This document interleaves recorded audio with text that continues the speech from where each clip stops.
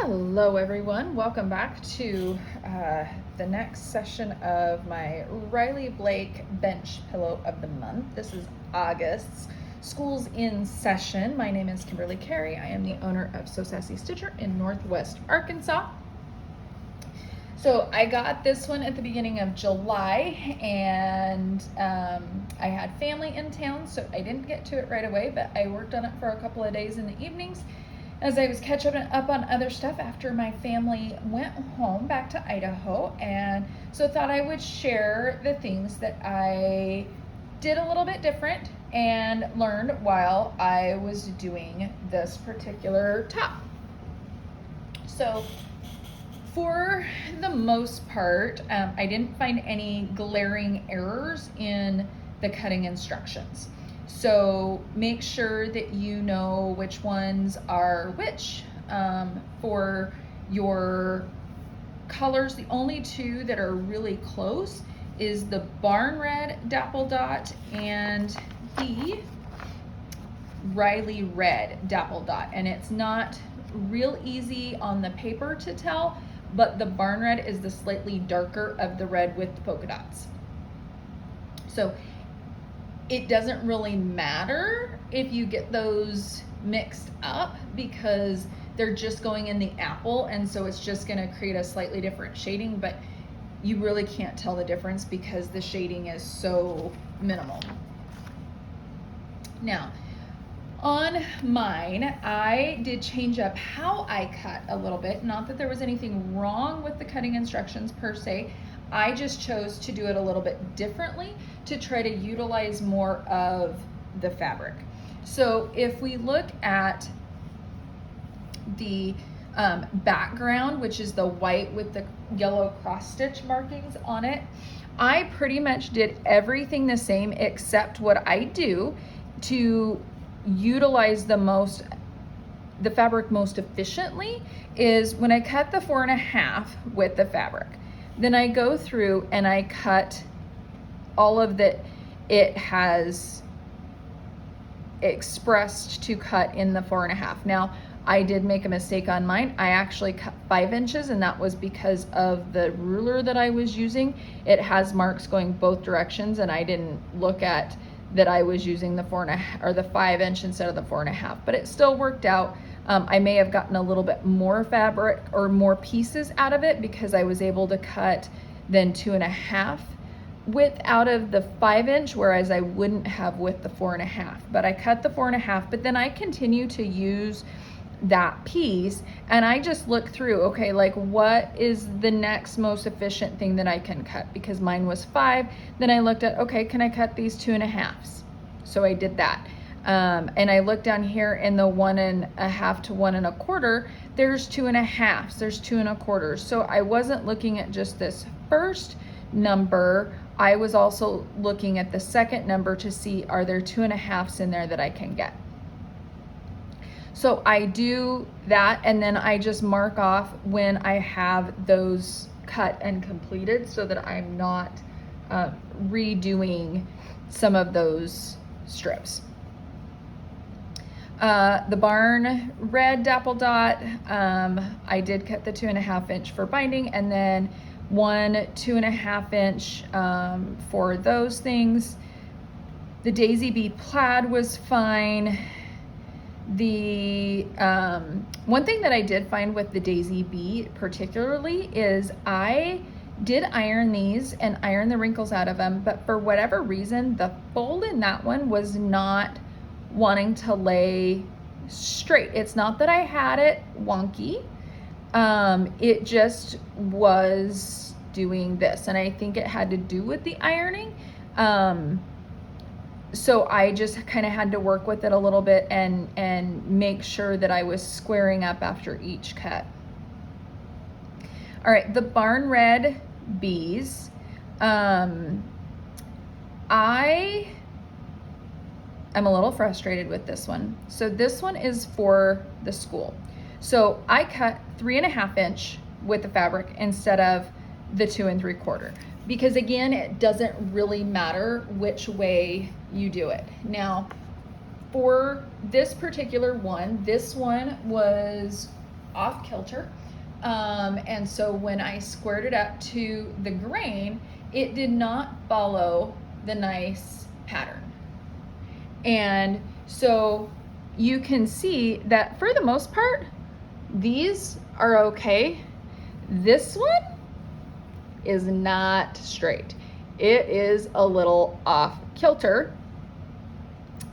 I did not change it out. I am still tempted to, and I might do that before I quilt it because everything else is pretty much lined up and going vertical, and then that one's just a little wonky. So if that is going to bother you, you're gonna wanna fussy cut to an extent, and make sure that you are going kind of along those grain lines when you cut those pieces of fabric. Now, it doesn't matter which direction this way you go with these pieces, but you're going to want to make sure that it lines up along those grid lines that it has. So if I were putting this together, I probably would not use this fabric because of that issue with the grid lines. So just be aware of that as you're cutting that particular piece of fabric. All right, for the yellow, just kind of the plain shabby yellow, I cut 3.5 inch strips instead of 2.5 inch strips so that I could do this 3.5 by 1 1/4, and then I did the 3 1/4 by 2 1/2. And again, it just uses what I have more efficiently, especially when they give you 4 inches. I don't want to cut 1.5 inches off and just have this weird piece that I can't really use anything out of it. So I did do that a little bit differently. Now, if yours is super wonky and you need to trim up a lot, you may not be able to cut that 3 1/2. So you could cut like 3 1/4, or you could go down clear to the 2 1/2. Okay, the Cottage Dapple Dot, which is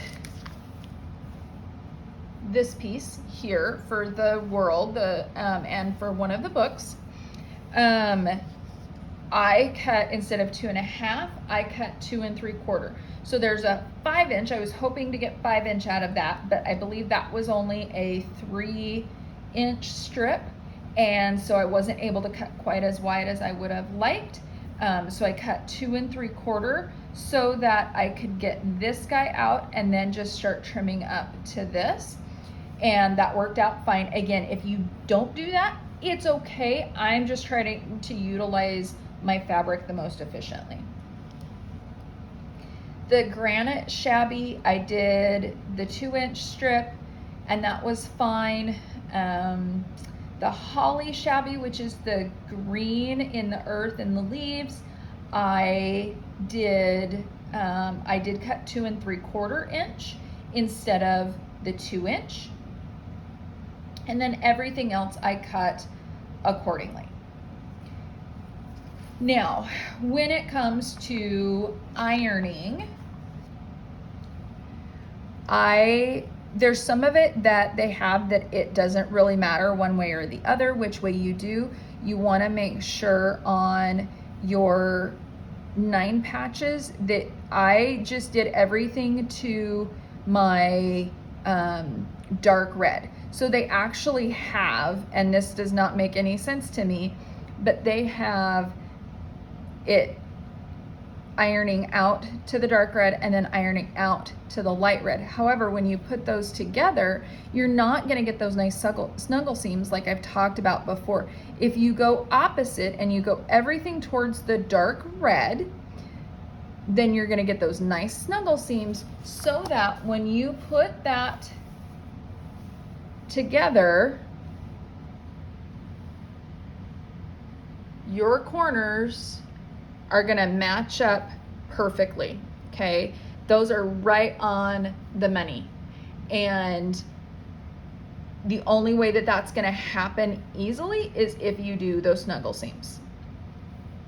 So make sure that you are going towards, ironing towards these dark, or if you prefer, you can iron towards the red. Just make sure you're doing one or the other so that those will go opposite directions. And you can see how pretty that is on the back, how those just lay nice and flat in there because they snuggle when you put them together, okay? So just make sure that you're paying attention to that piece of it. Let's see. So for these apple core units, I re-ironed one set of them to go towards the pink instead of towards the white. Normally when we stitch and flip, we iron towards that triangle piece, but for one of them, I re-ironed the other direction, because when you lay these two on top of each other to stitch this seam, then that creates those snuggle seams again. Right here, they're gonna lay opposite, so it reduces the bulk and it makes those points come together perfectly so that you get those nice crisp corners without it getting offset, and it reduces the bulk so that you're not having to open those up, and so it creates better seams, stronger seams, but you still get a nice way for them to lay down. So I did iron that one, just one of them, the opposite direction. Pretty much everything else as far as ironing goes is fine. It doesn't really matter. There's not a ton to match up.